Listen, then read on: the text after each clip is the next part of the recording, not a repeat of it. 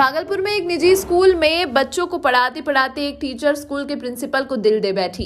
बात और मुलाकात का सिलसिला बढ़ा तो दोनों ने साथ रहने का फैसला कर लिया। प्रिंसिपल पैर से दिव्यांग है। लड़की के परिवार वाले इस रिश्ते के लिए राजी नहीं थे। आखिर में लड़की ने घर वालों की मर्जी के खिलाफ जाकर शुक्रवार को मंदिर में शादी रचा ली।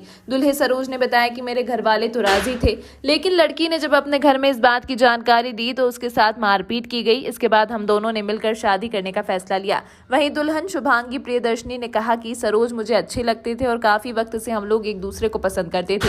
मेरे घर वाले विरोध में थे, लेकिन बाद में मान गए और सगाई की, फिर उसे तोड़ दिया, जिसके बाद हम लोगों ने यह फैसला लिया।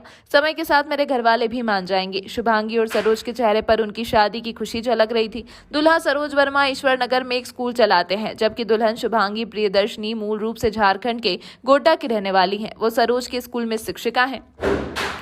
दोनों के बीच 5 सालों से प्रेम संबंध है। थाने में दोनों पक्ष के परिजन भी पहुंचे हुए थे। लड़की वाले इस शादी का विरोध कर रहे थे, मगर दुल्हा दुल्हन की सहमति होने के बाद इशाकचक थानेदार ने दोनों की शादी करा दी, जिसके बाद दोनों दुल्हा दुल्हन अपने घर चले गए।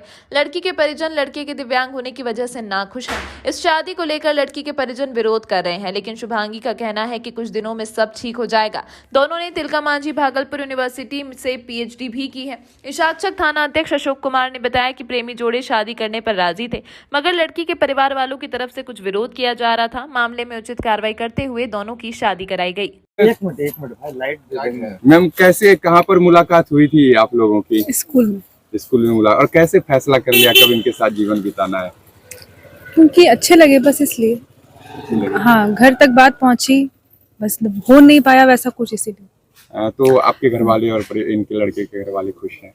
हाँ, मेरे पेरेंट्स को दिक्कत था, फिर बात वो लोग मान भी गए, मगर फिर लास्ट मोमेंट पे एंगेजमेंट तोड़ दिया गया। इसीलिए हम लोगों ने ये स्टेप लिया। तो अब आगे का सफर कैसा रहेगा आप लोगों का? अच्छा रहेगा। कितना खुश है? बहुत। कितने सालों का ये प्यार था? ऐसा कुछ नहीं है, प्यार था बहुत लंबे समय का, जान पहचान थी, घर तक बात पहुंची। हम लोग 5 साल पहले मिले थे। कहाँ पे मुलाकात हुई थी? इस स्कूल में, न्यू ईयर एकेडमी स्कूल में। कैसे शादी तक अंजाम पहुँचा? बस हम लोगों को इधर हम लोग लगभग 25-30 दिन पहले अपने पेरेंट्स को है ना बताए, तो मेरे पेरेंट्स सारे रेडी थे और इनके लड़की पक्ष के रेडी नहीं थे, तो इनके साथ घर में है ना मारपीट किया गया और बहुत बुरा बर्ताव किया गया, जिसके कारण आज हमको ये कदम उठाना पड़ा। कहाँ शादी की है? बुढ़ानाथ मंदिर में। बुढ़ानाथ आज ही की है जी।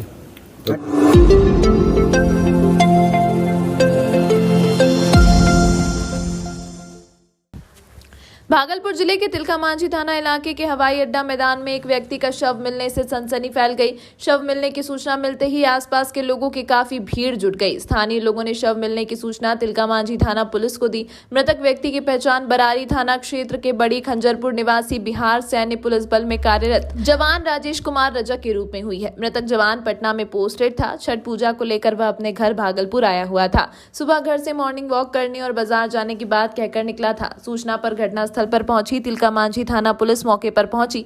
पुलिस ने शव को कब्जे में लेकर पोस्टमार्टम के लिए भेज दिया। मृतक राजेश कुमार रजक 4 भाई में तीसरे नंबर पर थे। इस घटना से परिजनों का रो रोकर बुरा हाल है। मृतक राजेश कुमार रजक ने वर्ष 2000 में बिहार सैन्य पुलिस में सिपाही के पद पर ड्यूटी ज्वाइन की थी।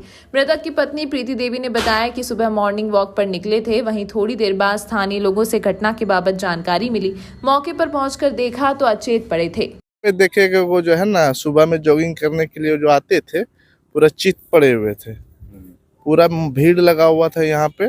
और फिर प्रशासन आए तो देखे यहाँ पे, तो फिर लेके उनको यहाँ से इलाज के लिए, जो भी के लिए मायागंज बोले लेके गए। उनका जिनका आदमी थे वो भी आए थे, वो भी अपना। कहाँ पर वो आदमी गिरा हुआ था? ये हवाई अड्डा में। ये घूमने के लिए शायद आए हुए थे, लोग बता रहे जैसा कि देखे कि घूमते हुए देखे थे। और घूमने कर में लगता कि पता नहीं क्या हुआ, तो हमको सूचना मिला, गश्ती में थे। थाना अध्यक्ष हमको सूचना दी कि ऐसी बात है, तो हम गश्ती में तुरंत पहुंच गए। तो देखें ये लेटे हुए हैं। क्या स्थिति में देखे? क्या स्थिति? जैसे आप देखे हैं उसी तरह से वही स्थिति देखे, गिरे हुए चित लेटे हुए, दोनों हाथ चितरा हुआ। सबको कहाँ पे इलाज के लिए भेजा गया? कहाँ? अब तो डॉक्टर साहब के पास में लगता कि मरे हुए है। कितने देर पहले आप लोग को जानकारी मिली थी? लमसम 9 बजे में तो हमको मिला सूचना, तो हम पहुँचे हैं यहाँ। जैसे भी सूचना मिला 5 बजे पहुँच गए।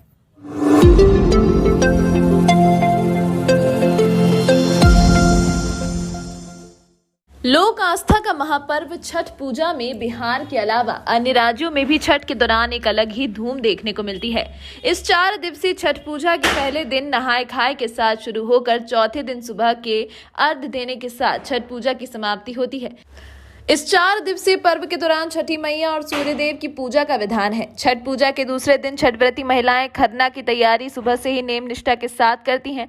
इस दिन महिलाएं गेहूं को अच्छी तरह से धोकर सुखाती हैं और संध्या में इस धुले हुए गेहूं का ठेकुआ बनाकर छठ पूजा के सूप में चढ़ाती हैं। छठव्रती महिलाएं आज शाम को पूजा करने के बाद 36 घंटे के लिए निर्जला उपवास रखेंगी और सूर्य को अर्घ्य देंगी। शाम के समय घी लगी रोटी, गुड़ की खीर और फल से भगवान को भोग लगाया जाता है। इसके बाद से उनका 36 घंटे का निर्जला उपवास शुरू होता है। यह उपवास चौथे दिन सूर्य को अर्घ्य देने के बाद समाप्त होता है। खरना की परंपरा छठ पूजा के लिए बेहद महत्वपूर्ण मानी गई है। इस पर्व को सूर्य षष्ठी के नाम से भी जाना जाता है। वहीं इस मौके पर छठव्रती महिलाओं ने कहा कि यह पर्व लोक आस्था का महापर्व है। यह पर्व बिहार राज्य के साथ साथ अन्य राज्यों के अलावा विदेश में भी बड़े ही धूमधाम से मनाया जाता है। कहा जाता है जो साधक इस दौरान व्रत रखते हैं उनके जीवन से संतान और धन संबंधी समस्याएं दूर हो। छठ में हम लोग को बहुत ज़्यादा ही श्रद्धा है। बिहार यूपी में के लोग जो हैं बहुत मानते हैं इस पर्व को और बहुत मन से लोग करते हैं।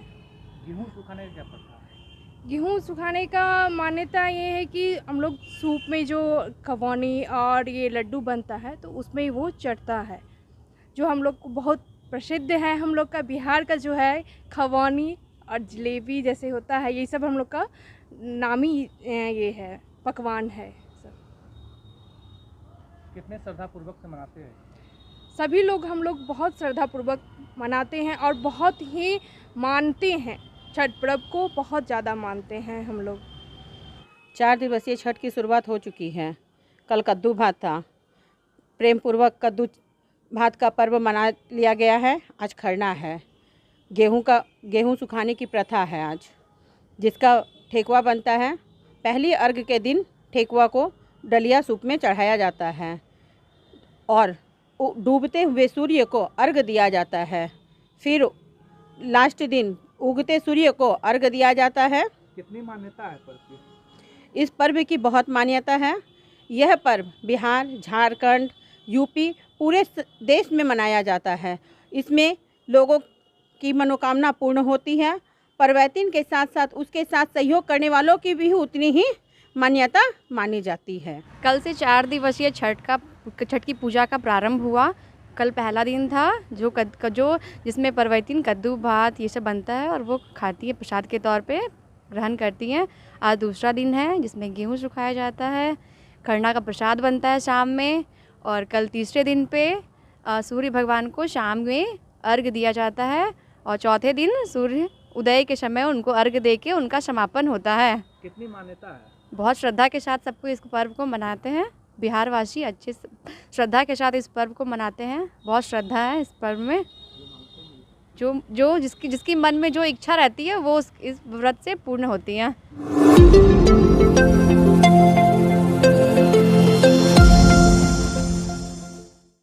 लोक आस्था का महापर्व छठ को लेकर भागलपुर के बाजारों में खरीदारी करने श्रद्धालुओं की उमड़ी भीड़। 4 दिनों तक चलने वाले छठ पर्व को लेकर बाजार में सूप पर चढ़ाने के लिए सामग्रियों की खरीदारी करने पहुंचे जिला सहित जिले के बाहर के श्रद्धालु।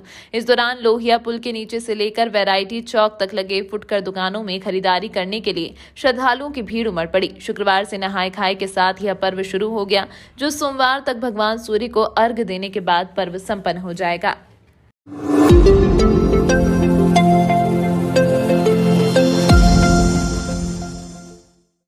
आस्था के महापर्व छठ को लेकर जहां शहर के विभिन्न घाटों की साफ सफाई का जिम्मा निगम प्रशासन को दिया गया है, वहीं शहर के दक्षिणी क्षेत्र के तालाबों की हालत काफी दयनीय है।